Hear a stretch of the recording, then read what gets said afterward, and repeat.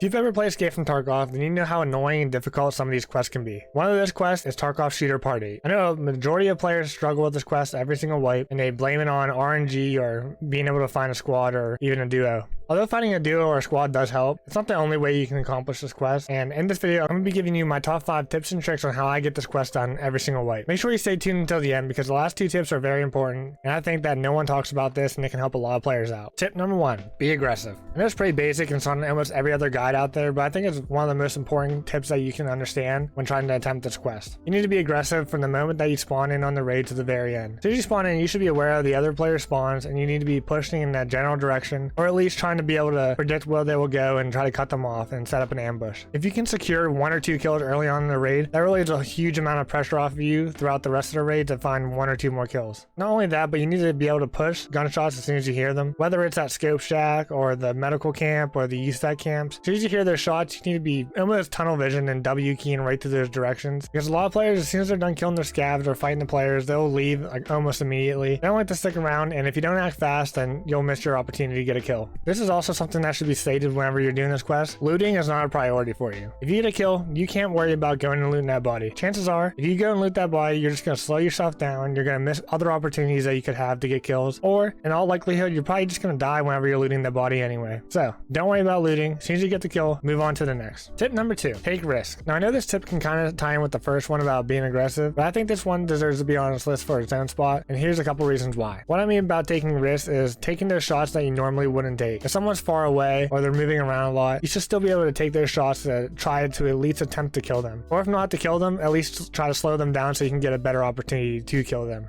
Taking those shots whenever you can is very crucial. If you're not comfortable with taking your shot, whether or not you're going to get the headshot kill or the one-shot kill or whatever, and I suggest using the new Lupo bolt action sniper, because you don't have to aim for the head to get a one-shot kill. You can just thorax people and you're still going to get the job done. So I definitely suggest using that gun because it's going to help you out in the long run. Not only should you be able to take shots, but you need to be able to move out of your comfort zone a little bit. Go to some of those high traffic areas like the lumber mill, the USEC camp, medical camp, etc. I know they're highly populated and that's why a lot of people avoid them, but for this quest, that's exactly what you want. You need to go to those high traffic areas. Pushing into high traffic areas gives you the best opportunity to get kills. That brings us into tip number 3, learning the map. I don't just mean about learning the spawns or the extracts and things like that. I mean learning the flow of the map and learning where PMCs tend to be throughout the raid. You're looking at the map over here. The main areas that we're going to be focusing on are on the bottom half of the map, which include the Scope Shack, Dickhead Rock, Lumber Mill, and the medical camp. And if you want to stretch it, you can go up towards the USEC camp, which I know a lot of players tend to go to, especially early in the wipe, but we're mainly going to be focused on the lower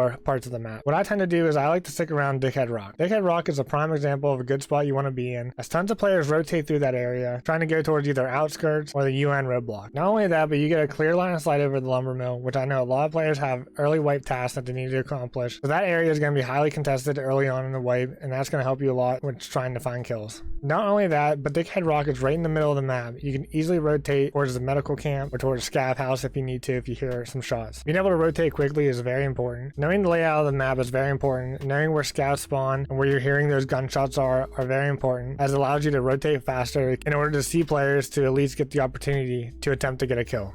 The main routes that people tend to take, from what I've noticed, are either behind Dickhead Rock or they try to take the beach on the other side of the mill. So based on that information, whether or not you hear shots like at the medical camp, chances are they're probably going to take the beach in order to rotate towards outskirts. So if you hear shots and you don't see anything for a long period of time, you might want to rotate down from Dickhead Rock and go towards the beach, and in order to try to cut off the players that are trying to rotate to the beach, because really the only spot you won't be able to see too well, which is another high traffic area. And that can work for the other way around too. If you're chilling by the beach and you haven't seen anyone in a while, then you can rotate up towards Dickhead Rock and try to see if players are rotating up through there. Chances are one of the 2 routes is going to be full of players throughout the raid, and it's just a matter of timing before you end up finding them. Before we get into the last 2 tips, which I think are very important and no one really talks about, if you're enjoying the video, if this guide helps you out in any type of way, make sure to leave a like, drop a comment down below if it's helped you in any way, or if you have any other suggestions or tips that I left out of this video that would help other players out, make sure you leave it down below. All right, now back to tip number 4. This is going to be the best tip that I can give you that nobody ever really talks about, and that is to prioritize unlocking this quest as soon as you can. Yes, I know this is the 8th part of the quest line, but if you can unlock this quest as soon as you can, then it's going to dramatically increase your chances of success getting this quest done. Most players, after 2 to 3 months, will just completely stop playing Woods. If they don't have quests on that map, the majority of players are not going to just go out of their way to play Woods. And early on in the way, there are tons of quests on Woods, and it's going to populate the map, and it's going to make it a lot easier for you to find 3 players. Not only that, but a lot of players tend to play in duos or trios early on in the wipe, and because they just don't know the map well, so they need someone else to try to guide them through the map, which is going to lead you to finding duos or trios a lot more often, which is what you want when you're trying to do this quest.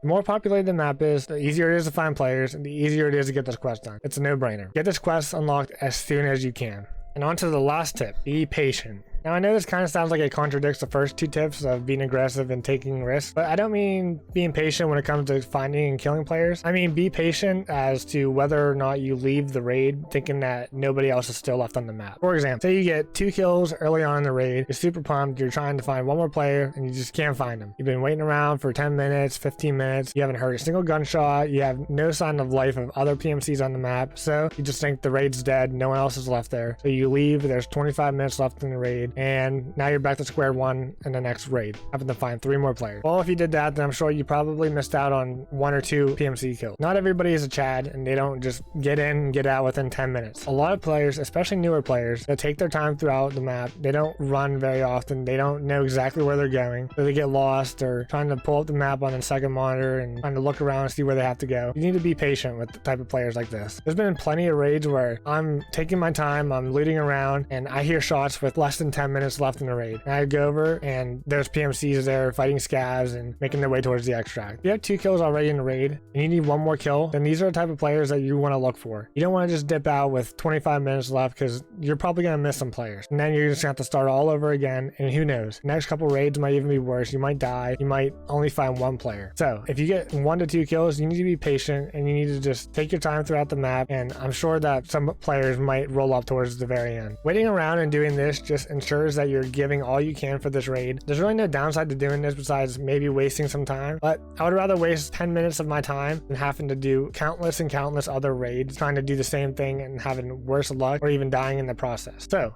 if you wait just 10 more minutes and you end up finding your last player, your last 2 players, then I think that 10 minutes of waiting is worth it. The very first time that I attempted to do this, I wanted to rip my hair out. It took me like 15 to 20 raids to do, and I was just getting no luck after no luck after no luck. Then I really started to break it down, and I started doing what I just mentioned in the 5 tips earlier, and now I get it done within 2 to 3 raids every single wipe. And instead of dreading this quest every single wipe, I look forward to it. It's a fun little challenge, and I really don't see the trouble in getting this quest done anymore. So be patient with yourself, stick to it, listen to some of my advice, and if you have any other advice, leave it down in the comments. Try to help other players out who are struggling with this quest, and I'll catch you in the next one.